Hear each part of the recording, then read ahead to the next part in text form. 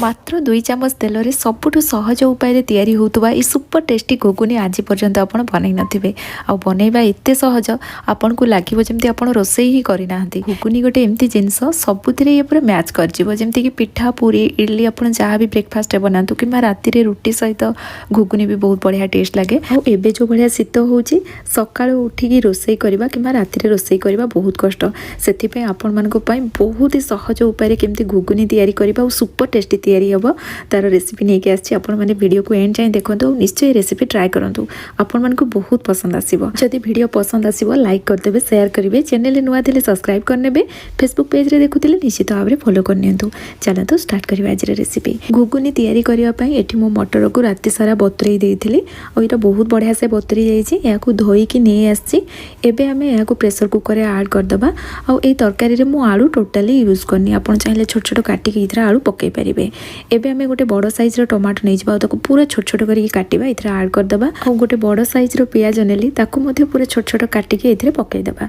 तो प्याज को ना पूरा छोट छोट चुन चुन करके एठी काटिबे। अदा रसुण को मैं हेमदस्ता रे छेची देइथिली और गोटे बड़ चामच अदा रसुण छेचा इथरे ऐड कली याको पेस्ट करिवेनी एमती छेचा पकेले यार टेस्टटा बहुत बढ़िया आसीबो।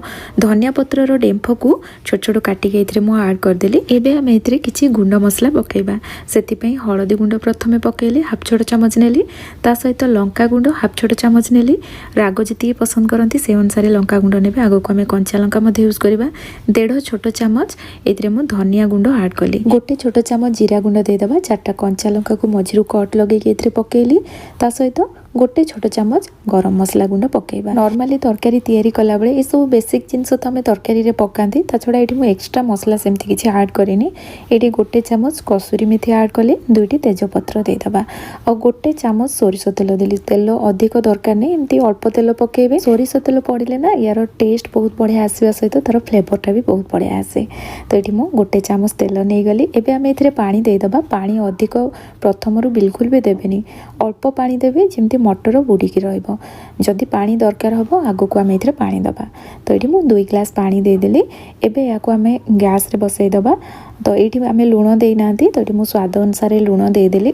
प्रेशर कुकर लिड लगे दबा। हाई फ्लेम रे गोटे हुइसिल आसिला परे लो फ्लेम रे 5 मिनिट पाखापाखि याको आम कुक करबा। मटर सिझिया पई केते समय लागिबो एटा डिपेंड करे मटर रो क्वालिटी ऊपर ता सहित प्रेशर कुकर रो हुइसिल केमती कोन अछि आपनकर गैस रो फ्लेम केते रहिछि। एठी मु लो फ्लेम रे 5 मिनिट कुक करतली।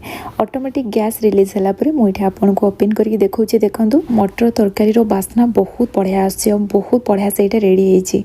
प्रथमे एठी कोन करबा डंकारे टिके मटर को भला भाबरे मिसई दबा और मटर को ना एक्सेस सिझेबेनी अधिक सिझी गले तरकारी खाइबा पई भल लागेनी। मटर गोटा गोटा हेकी रहिथिबो किंतु सिझी जाइथिबो। मु एठी आपनको देखौछि। देखंतु मटर सब गोटा गोटा हेकी रहिछि किंतु मटर बहुत बढ़िया से सिझी जाइछि।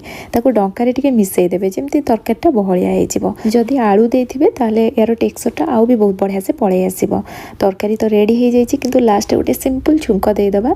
तो एठी मु तड़का पैन गरम कर नेइथिली। एथिरे गोटे चामच सोरिष तेल ऐड करबा गोटे छोट चामच नॉर्मल जीरा और हाफ छोट चामच कला जीरा ऐड करबा। एटा भल भाबरे फुटी जिवो। एबे हम एथिरे भुसुंगा पत्र ऐड करबा ता सहित हेंगु मध्ये पकेबा। हेंगु देले यार फ्लेवरटा बहुत बढ़िया आसीबो। ए सब जिंस को हम टिके समय भाजिला परे लास्ट रे जस्ट छुंक दबा पूर्वरु कश्मीरी रेड चिली पाउडर अल्प मु पकेली जहाँ फल यार कलरटा ना बहुत बढ़िया आसीबो। तो ये हाफ छोट चामच चिली पाउडर पकेली या मिक्स कला परे छुंक देदेबा। सांगे सांगे या आम कभर करदबा गोटे मिनिट जाए और गैस रो फ्लेम एठी पूरा लो रखि देइथिबा। लो फ्लेम रे गोटे मिनिट जेतेले एटा फुटी जिवो ना छुंकर फ्लेवर तो इतरे पळे आसीबो ता सहित आमे जो लंका गुंड पकेइथिले तार कलरटा भी तरकारी रे बहुत बढ़िया से पळे आसीबो। एठी देखंतु तरकारी रेडी हे जाइछि बहुत बढ़िया फ्लेवर आछि। आपण खाई की कहि परिबेनी जे एटा एते सिंपल वे रे आमे याको तैयारी करचंती। लास्ट इतरे मु धनिया पत्र पकई देली गैस रो फ्लेम बंद कर देली। एठी देखंतु सुपर टेस्टी घुगुनी रेडी हे गला सी भी कम समय रे। आपण माने भाबिबेनी ए उपाय रे तरकारीटा तैयारी करचंती केमती कोन टेस्ट लागुथबो बोली।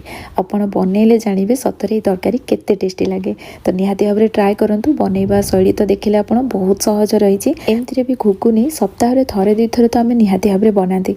तो आपण माने निश्चय गोटे थर ट्राई करंतु और बनेला परे केमती लागिला मते निहाती भाबरे कमेंट रे जणेबे।